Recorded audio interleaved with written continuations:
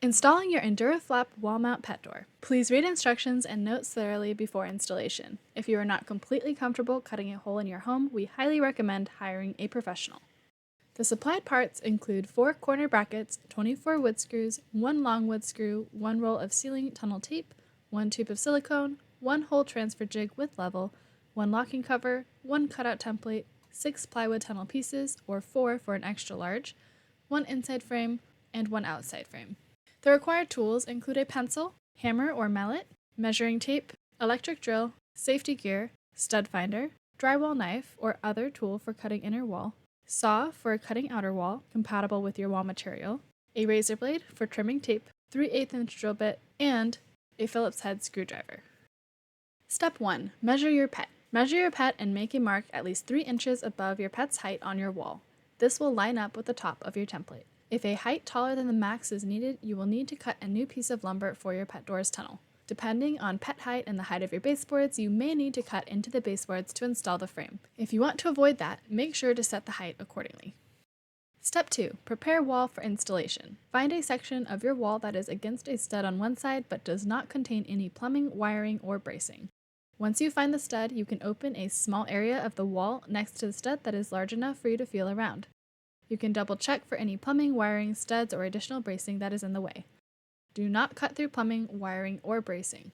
For extra large pet door installation, the pet door will use the entire space from stud to stud for typical stud spacing of 16 inches on center, 14.5 inches between studs. Step 3. Make the rough cutout. Line up the provided template with the edge of the stud and tape it to the wall. Trace the side of the template along the stud.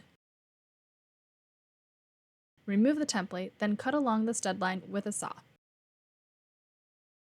Line up the template again, adjusting to match the edge of the stud, trace the remaining outline of the template, remove the template, and cut the rest of the lines drawn. Remove insulation inside the wall as needed. You can save some to put back into the open areas of the wall cavity.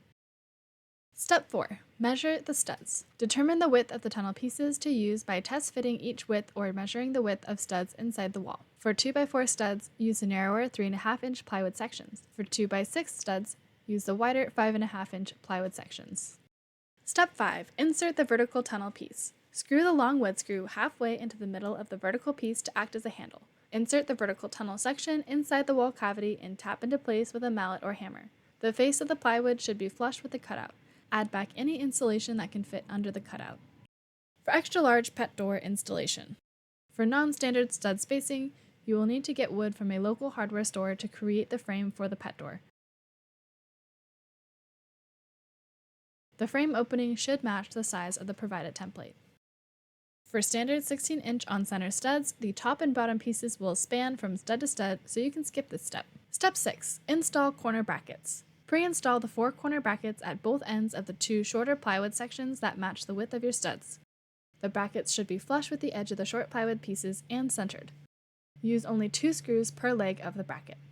Step 7. Install bottom and top tunnel pieces. Insert the bottom tunnel piece and screw it into the existing stud, making sure it is even with the cut edge of the drywall and level or slightly angled toward the outside.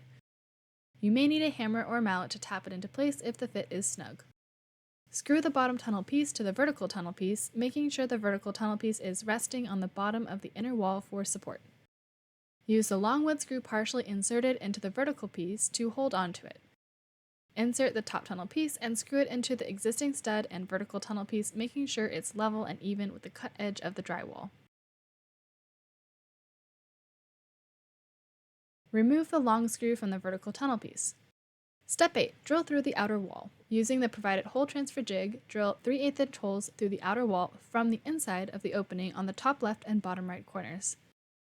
Make sure you use the appropriate type of drill for your outer wall. Step 9. Mark where to cut the outer wall. From the outside, line up the hole transfer jig with the drilled holes. Level the hole transfer jig and mark the jig's corners on your wall. Use the drill bit as a pin to help line up the hole transfer jig with the hole. Using the template lined up with marked corners, mark all cut lines. Step 10. Cut outer wall opening. Cut along the inside of the lines as accurately as possible. Be careful not to damage the corner brackets and screws near the corners. Trim up any areas that aren't flush with the plywood tunnel. Clean the inside of your wall of any dust or debris. Step 11. Apply ceiling tunnel tape. Make sure the tunnel area is clean and dry. The edge of the ceiling tape should line up with your inside wall, with the rest of the tape overhanging the tunnel on the outside. To apply the ceiling tunnel tape, start at the middle of the upper tunnel and apply the tape all around the tunnel, ending with a slight overlap at the top. Make sure to press the tape tightly into the corners as you go. Once in place, firmly apply pressure all along the tape to activate the adhesive. Cut each corner up to the outer wall. Fold back each piece of the ceiling tape against the outer wall, pressing firmly.